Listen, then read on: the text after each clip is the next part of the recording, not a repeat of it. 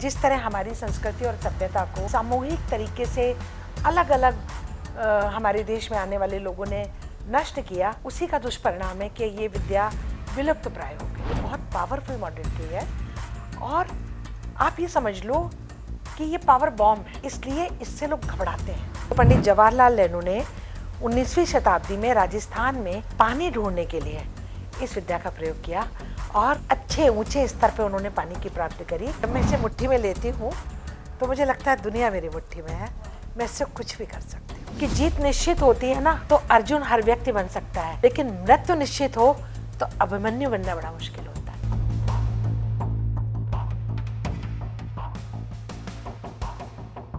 नमस्कार दोस्तों, आपका फिर से स्वागत है खास बात सिमरन के साथ के इस नए एपिसोड में, जहां पे हम इस पॉडकास्ट सीरीज में आपको मिला रहे हैं ऐसे मेहमानों से जिनकी ज़िंदगी की बहुत सी खास अनुभवों से हमारी आम सी ज़िंदगी अब खास हो जाने वाली है।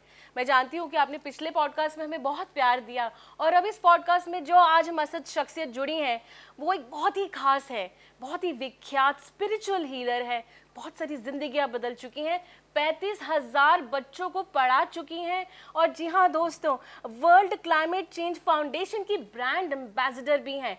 और जी हाँ, बहुत एक्साइटेड हूँ मैं उनकी इंट्रोडक्शन के लिए, क्योंकि वो एक बहुत ही डिफरेंट मोडालिटी से लोगों को हील करती हैं। उनकी अभी बुक आई है हीलिंग ऑफ पेंडुलम डाउजिंग। जी हाँ, इसको पढ़ना ज़रूर है और हम उनके बारे में बहुत सारी बातें जानेंगे। ये एक बहुत ही खास पॉडकास्ट है। हर एक जैसे कहते हैं ना, हर एक लाइन को बड़े ध्यान से सुनिएगा, क्योंकि ये लाइफ बदलने वाला है। हमारे बीच में हैं सदगुरु माँ उषा जी। आपका बहुत बहुत स्वागत है माँ, आप यहाँ पे आए हैं, ये वक्त निकाला हमारे इस पॉडकास्ट के लिए, आपका फिर से बहुत स्वागत। Thank you. और बहुत अच्छा लग रहा है कि आपने एक ऐसे मिशन और विषय की बात करी कि जिसकी वाकई आज हमारे समाज को, हमारे देश को, मैं कह सकती हूँ वर्ल्ड वाइड इसकी ज़रूरत है।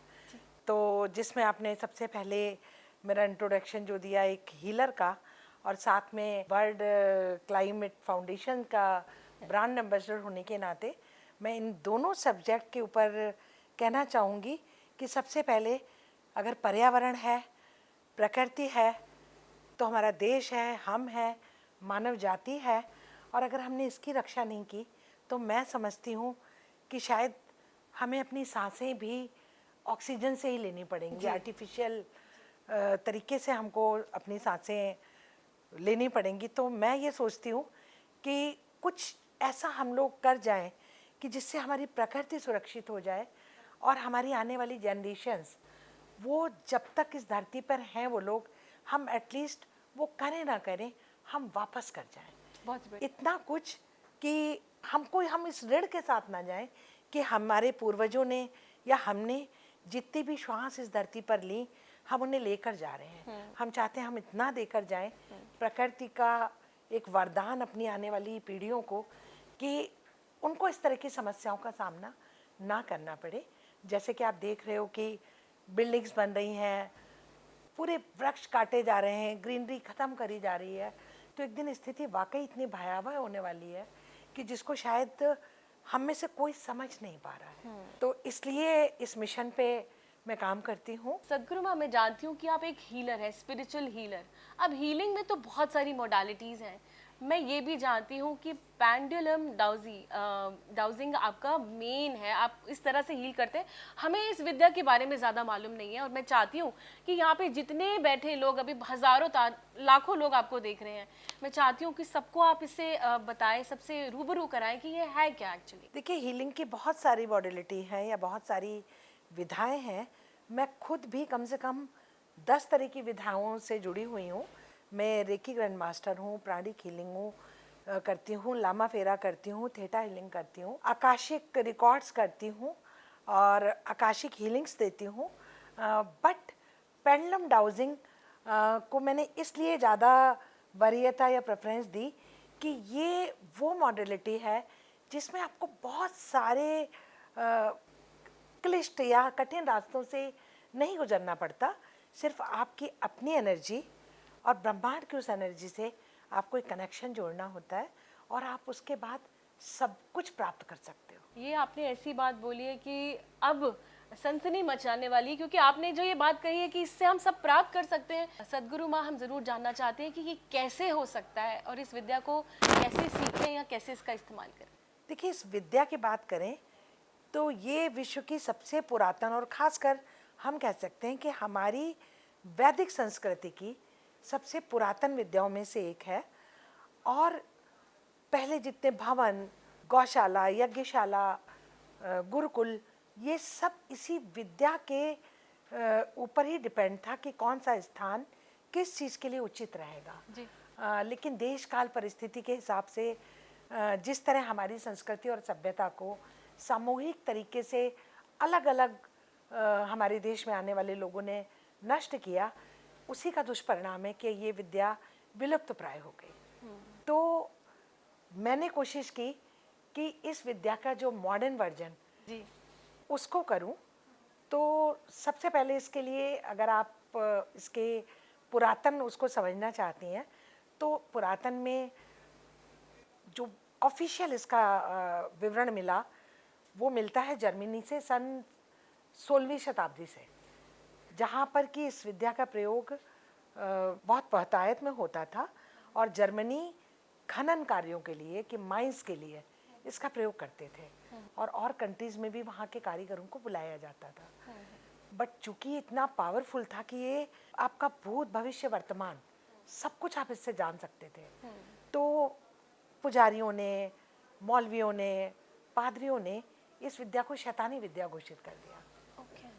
ये दुर्भाग्य रहा इसका। तो बाद में इसको पुलिस ने इसकी मदद से अपराधियों को पकड़ने में इसके ऊपर बहुत काम किया कि कोई क्राइम करके कहीं छुप जाता था तो इसकी पावर से उस क्रिमिनल तक वो लोग पहुंच जाते थे। इसका बहुत प्रयोग हुआ पुलिस डिपार्टमेंट द्वारा जर्मनी में। तो हमारे देश की बात करें तो पंडित जवाहरलाल नेहरू से आपको मैं शुरू करती हूँ 19वीं शताब्दी से, जो जहाँ से इसका फिर से हमारे यहाँ उद्गम कह सकते हो, उद्गम तो नहीं कह सकते बट ये कह सकते हैं कि फिर से इसका विवरण हमें प्राप्त होता है। तो जैसा आप लोग जानते हैं कि राजस्थान में पानी का लेवल बहुत नीचे है, पानी नहीं मिलता।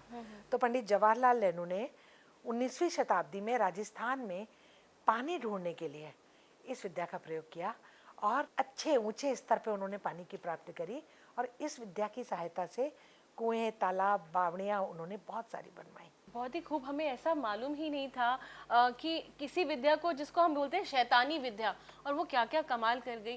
तो इसमें आप हीलिंग अगर देखा जाए तो किस तरह से आप, बहुत सारे लोग पीड़ित हैं, जैसे आप देखिए आज के समय में फाइनेंशियल क्राइसिस, सेहत को लेके डिप्रेशन, एंग्जाइटी, घर घर में ये तकलीफ पाई जा रही है।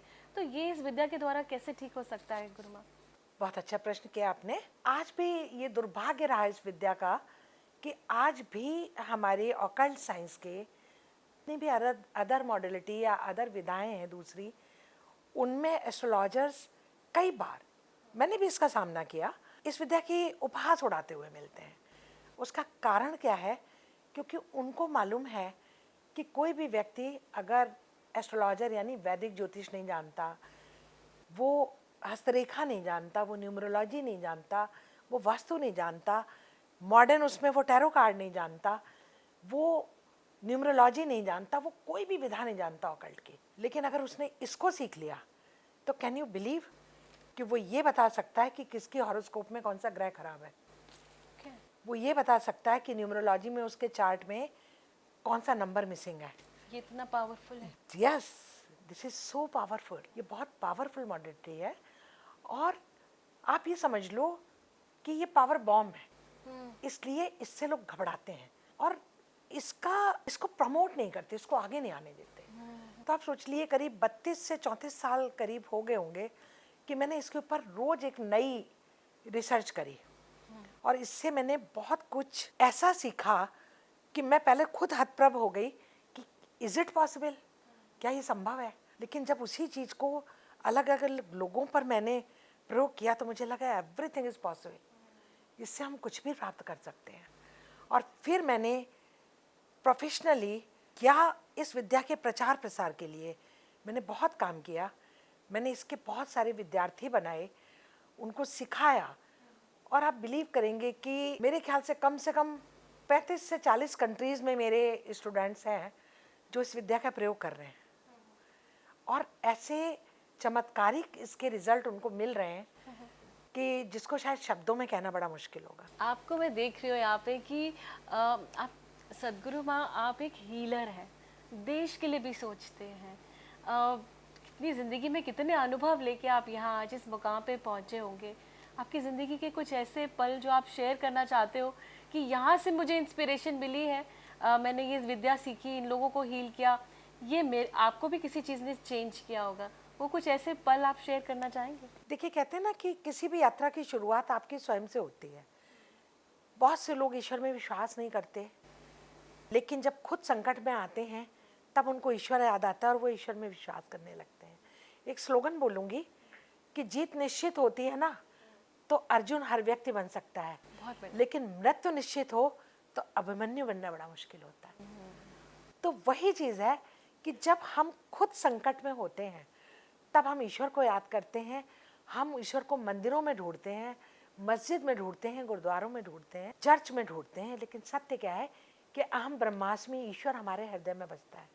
और काश हम अपने हृदय के उस ईश्वर को पहचान पाएँ, हम समझ पाएँ अपनी उस इनर पावर को, और उसका हम सही प्रयोग कर पाए, तो विश्वास करिए कि हम अपने जीवन की 90% समस्याओं को खुद सॉल्व कर सकते हैं। बहुत ही आपने ऐसी अचूक बात कही है, क्योंकि मैं महसूस करती हूँ कि कितनी बारी हमारे अंदर ही हमारे बहुत सारे सवालों का जवाब रहता है, पर हम बाहर ढूंढ रहे होते हैं, घूम रहे होते हैं। लेकिन ये वक्त ही ऐसा है, कलयुग का समय है, जैसे सब जानते हैं कि पावर ऑफ नेगेटिविटी बहुत ज़्यादा है। तो सदगुरु माँ, मैं जानना चाहती हूँ आपसे, क्योंकि स्पिरिचुअलिटी के द्वारा इस नेगेटिविटी के माहौल में कैसे अपने आप को हम स्टेबल रखें, पॉजिटिव रहें, ऐसा क्या मंत्रा फॉलो करें? देखिए, जब मैं ये पढ़ाती हूँ या सिखाती हूँ किसी को भी, तो सबसे पहले मैं उसको खुद के ऊपर काम करना सिखाती हूँ कि किस तरीके से आप इसको अपने साथ कनेक्ट कर सकते हैं और किस तरह का आप अपना आत्मिक संबंध बना सकते हैं इसके साथ, और किस तरह आप उस सुपर एनर्जी को इसके साथ कनेक्ट करके इस पे कार्य कर सकते हैं। उसके लिए हमको सबसे पहले खुद की कमियों को दूर करना पड़ता है, और कई बार हमको स्वयं नहीं मालूम होता कि हमारे अंदर क्या कमियां हैं, क्योंकि हम सब मानते हैं कि हम अपने आप में पूरी तरह ठीक हैं, हमारे अंदर कोई कमी नहीं है।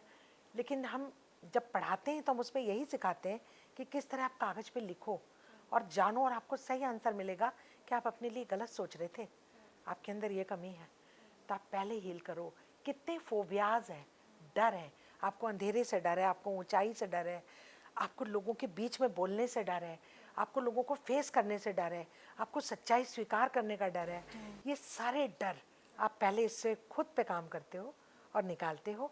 उसके बाद आप उस अवस्था में होते हो कि आप जब आत्मिक रूप से निर्मल और निश्चल बनते हो, जो ये बनाता है, ट्रस्ट मी, ये बनाता है, तब आप उस अवस्था में होते हो कि दुनिया के किसी भी कोने में बैठे हुए व्यक्ति को आप यहाँ से हीलिंग दे सकते हो, अपनी पावर फील करा सकते हो, उसकी बॉडी में सेंसेशंस फील करा सकते हो।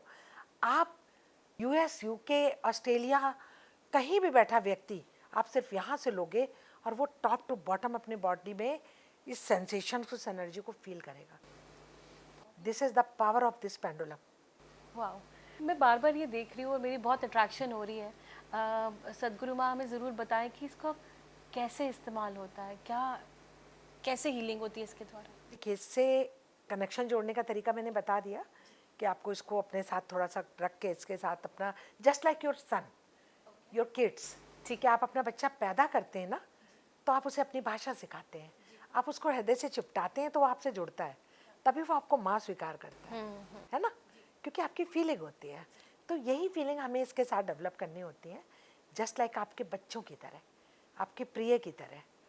और जब ये आपके साथ कनेक्ट हो जाता है तब आप इससे दुनिया का कुछ भी कर सकते हैं। आप किसी का वास्तु कर सकते हैं, दूर बैठे व्यक्ति का। और आप बोलें तो अब मैं इसकी पावर प्रत्यक्ष आपको थोड़ी देर में, आप बैठिएगा मेरे साथ में, आपको अनुभव कराऊंगी। तो ये बहुत पावरफुल है, और सबसे बड़ी चीज़ कि ये ब्रह्मांड से जुड़ता है, आपके सबकॉन्शियस माइंड, ऊपर की ईश्वरीय एनर्जी, दोनों से कनेक्ट होके जब ये आंसर देता है ना, तो आपको भी नहीं पता होता और सामने वाले को भी नहीं पता होता कि ये चीज़ जो सिर्फ मुझे मालूम थी, ये सामने वाला व्यक्ति कैसे बता रहा है। ये इतना पावरफुल टूल है। मुझे रोंगटे खड़े हो रहे हैं इस बात को सुन के। मैं महसूस कर पा रही हूँ कि the power of this pendulum क्या रही होगी, और आपके जीवन में इतना अनुभव आप कर चुके हैं, और ये तो मेरा ही सौभाग्य है कि आज मैं आपके साथ बैठी हूँ। ज़रूर मेरी भी हीलिंग आज हो रही होगी आपके साथ यहाँ बैठने पे। लेकिन यहाँ पे जो दर्शक आपको देख रहे हैं, अभी भी उनके मन में सवाल तो ये आ रहा होगा कि एक आकर्षक हीलिंग के बारे में भी आपने बोला कि आप करते हैं, और ये गुरु माँ, ये एक ऐसी हीलिंग है क्योंकि आप पास्ट में जाते हैं। इट इज़ ऑल्सो समथिंग कि पीछे अपनी ज़िंदगी में पीछे जाके देखना और इस चीज़ को एक्सेप्ट कर पाना कि मेरे साथ ऐसा क्यों हुआ। यहाँ के अनुभव कैसे रहते हैं आकर्षक हीलिंग में? देखिए, मैं इससे पास्ट लाइफ भी करा देती हूँ, मैं इससे फ्यूचर लाइफ प्रोग्रेशन भी करा देती हूँ। ओके। कि आप अपने जहाँ खड़े हैं उससे आगे की 100 साल की लाइफ देख लो, जिसमें आप रास्ते में अपनी मृत्यु भी देखेंगे कि आपकी मृत्यु कहाँ और कैसे हुई, आगे उसके बाद का आपका भविष्य क्या होगा, आप वो भी देखेंगे। आपको एक एग्जाम्पल अभी बताती हूँ कि कोरोना टाइम में बहुत लोगों की डेथ हुई, सडन डेथ हुई। बहुत से लोग ना अपने लोगों को कुछ बता पाए, ना पूछ पाए, ऐसी मृत्यु हुई। तो इस बीच में बहुत बार मेरे स्टूडेंट्स जिनको मैं पास्ट लाइफ में ले गई, हालांकि मैं कोशिश करती हूँ कि मैं उस सुप्रीम एनर्जी के साथ छेड़छाड़ ना करूँ, बट कहीं आवश्यकता होती है तो मुझे ले जाना होता है। तो ऐसे अनुभव आए कि लोग उन लोगों से मिले जिनके माता पिता या जिनकी पत्नी या पति चले गए, और वो पास्ट लाइफ में जब गए तो उस रास्ते में, या जब मैंने उन्हें आकाशिक अटूनमेंट दिया, उनको आकाशिक यात्रा पे ले गई, तो उनको रास्ते में वो लोग मिले और उन लोगों ने बात की, उन्होंने अपने प्रश्नों के उत्तर मांगे और उनको वो उत्तर मिले जो चीज़ें उनको नहीं मालूम थी। तो आप सोच सकते हैं कि जो लोग कोरोना में सडन चले गए और वो ये नहीं बता पाए कि उनका कहाँ क्या था, और वो लोग उन्हें रास्ते में मिले और उन लोगों ने उनसे प्रश्न पूछे और उन्होंने उत्तर दिए कि ये चीज़ ऐसे थी। तो इन अद्भुत अनुभवों को वही व्यक्ति समझ सकता है जो इस यात्रा में कभी मेरे साथ जुड़ा था या जुड़ा है, या जिसने उसे फील किया, या जिनको उनके प्रश्नों के उत्तर मिले। बिल्कुल। और ऐसे कितने ही ऐसे लोग होंगे जो चाहते होंगे अभी भी अपने पेरेंट्स से बात करना, जिन्होंने अपने लव वंस को लूज़ कर दिया है, तो चाहते होंगे कि किसी तरह से वो कनेक्ट हो जाए। तो क्या ये भी आसान है? हाँ, देखिए, बहुत बार होता है कि अकाल मृत्यु का मतलब होता है एक्सीडेंटल डेथ, कि दुर्घटना में हो गई, सडन बीमारी से हो गई। तो उन्होंने सारे काम कर दिए लेकिन त्रुटि रह जाती है। आजकल उतने विधान से हम लोग अपने रिचुअल्स को नहीं कर पाते, तो इससे ये भी पता लग जाता है कि जो व्यक्ति अकाल मृत्यु का शिकार हुआ, उस व्यक्ति का पुनर्जन्म हुआ या नहीं हुआ, या उसकी आत्मा अभी भटक रही है। किसी के घर से कोई व्यक्ति खो गया, वो नहीं पता लगा, लापता है, कि उसकी मृत्यु हो गई सडन, या वो खुद चला गया, तो ये भी पता लग जाता है कि वो व्यक्ति मर चुका है या जीवित है तो किस दिशा में है, किस अवस्था में है। तो ये एक ऐसी सुप्रीम एनर्जी है जो हमारे अंतर्मन, हमारी आत्मा के साथ जुड़ती है और उस सुप्रीम एनर्जी से कनेक्ट होती है हमारे सबकॉन्शियस माइंड के थ्रू, और हमें ऐसे ऐसे प्रश्नों के उत्तर मिल जाते हैं जो कि हमको ही नहीं पता होता कि हमारे दिल में ये प्रश्न थे। कभी कभी ऐसा होता है ना गुरु माँ, कि किसी के जीवन में जैसे कोई विवाह हुआ, बहुत अच्छी विवाहित जीवन चल रहा था, लेकिन एकदम से ऐसा ड्रिफ्ट आया कि अलग हो गए। और कभी कहते हैं कि लोग कि आपको नज़र खा गई, कुछ ऐसा आपका कर्मा था। ये सब बातें आपके पास ऐसे लोग आते होंगे कि जिनकी रिलेशनशिप्स में भी बहुत ड्रिफ्ट आया, तो इसके द्वारा आपने कैसे हीलिंग किया, या कैसे हील हो सकते हैं वो रिश्ते? नज़र दोष होता है, कुदृष्टि होती है। जिस तरह दैवी शक्तियाँ होती हैं उस तरह असुरी शक्तियाँ भी होती हैं। तो पॉजिटिव और नेगेटिव एनर्जी हमेशा होती है। तो पॉजिटिव एनर्जी हमको अगर बहुत कुछ अच्छा देती है, तो नेगेटिव एनर्जीज हमसे बहुत कुछ ले भी लेती है।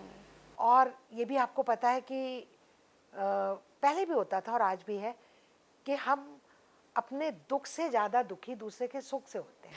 बिल्कुल। तो ये खाली एक कहावत नहीं है, ऐसे बहुत से उदाहरण हमको देखने को मिल जाते हैं।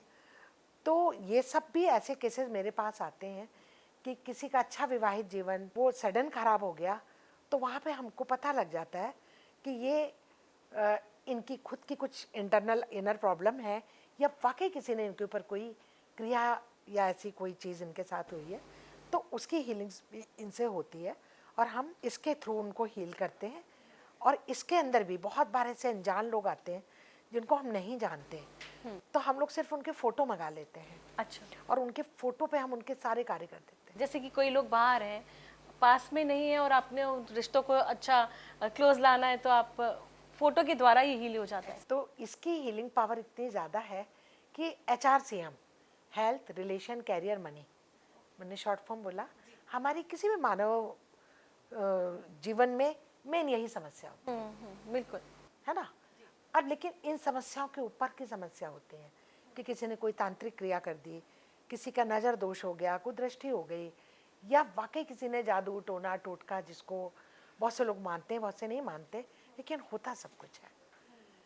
तो वो केसेस जब आते हैं तो वो हमको इससे वो भी पता लग जाता है, हम इससे ऑरा देख लेते हैं, लोगों के चक्रास देख लेते हैं, क्या निगेटिव एनर्जी है, उसका ऑरा निगेटिव दिख रहा है, निगेटिव में भी उसका इनर की वजह से निगेटिव है या किसी और की वजह से निगेटिव है, उन सबको हम रीड कर पाते हैं और अकॉर्डिंग टू उनकी प्रॉब्लम हम उसके सॉल्यूशंस दे पाते हैं। तो ये छोटा सा यंत्र है, देखने में इतना छोटा है, इस यंत्र को देख के आप ये देख रहे हैं कि पूरी किसी की ज़िंदगी ही टोटली बदल सकते हैं।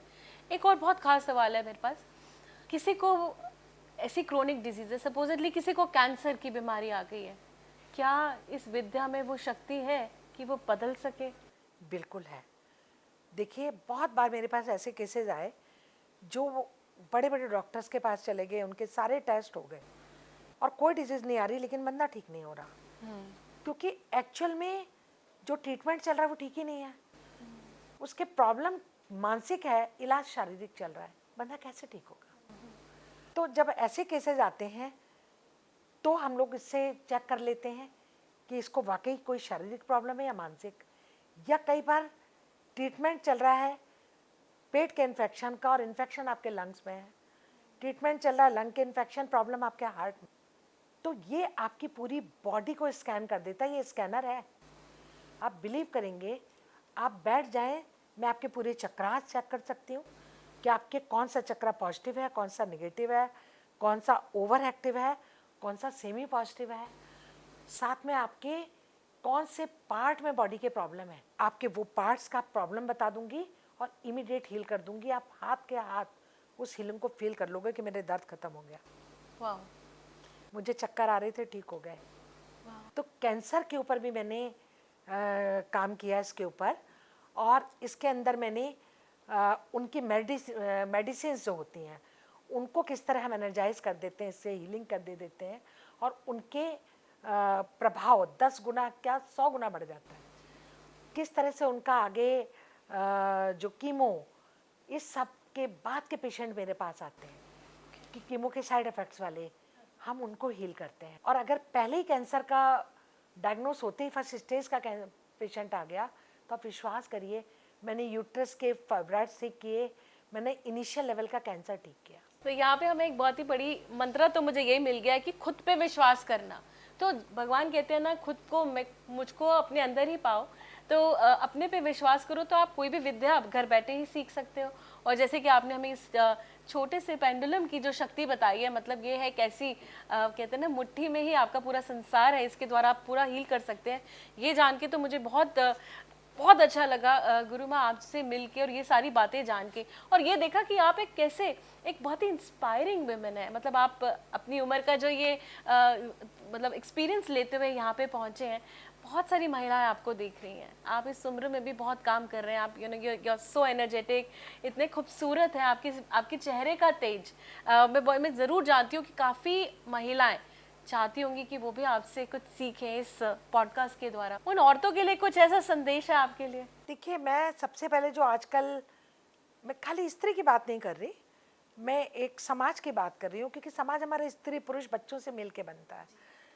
अगर हम लोगों ने रिश्तों को समझ लिया, परिवार समझ लिया और उसकी बेस को, रूट को समझ लिया, तो हम सब बहुत सारी समस्याओं से निकल सकते हैं। जो टूटते हुए परिवार, अलग पलते हुए बच्चे, घर के अंदर रहते हुए एक दूसरे के साथ अजनबी जीवन जीना। तो एक छोटा सा उदाहरण देना चाहूँगी सबके लिए कि अगर परिवार बचाना है तो आपको ये चीज़ समझनी पड़ेगी कि परिवार का मतलब क्या होता है? हम किसी घर की एक कन्या को अपने घर लेकर आते हैं तो वो हमारे यहाँ की ना पैदाइश होती है ना परवरिश होती है, लेकिन वो आपके घर में पूरी उम्र के लिए आती है अपने सारे रिश्तों को छोड़कर।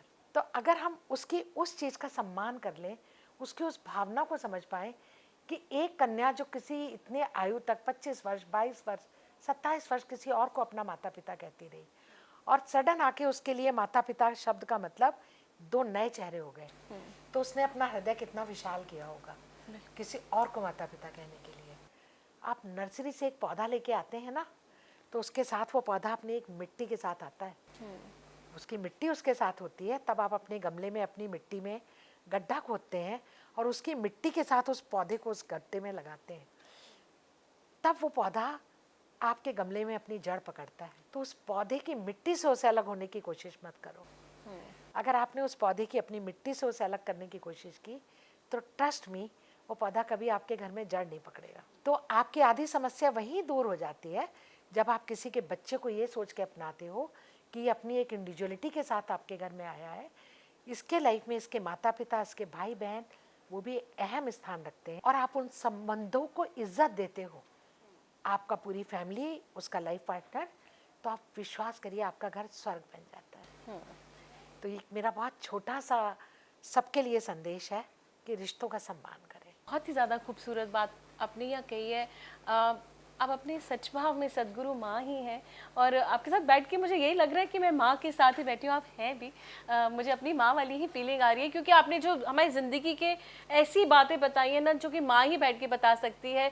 और मैं ज़रूर जानती हूँ दर्शकों कि ये पॉडकास्ट बहुत ख़ास है। जो हमारा मोटिव है इस पॉडकास्ट को शुरू करने का वो यही है कि आपकी इस आम सी ज़िंदगी को कैसे खास बनाएं, और हमारे ऐसे ही खास गेस्ट यहाँ पे आके अपनी ज़िंदगी के खास अनुभव और ख़ास बातों से आपकी ज़िंदगी को बहुत ज़्यादा खास बना रहे हैं।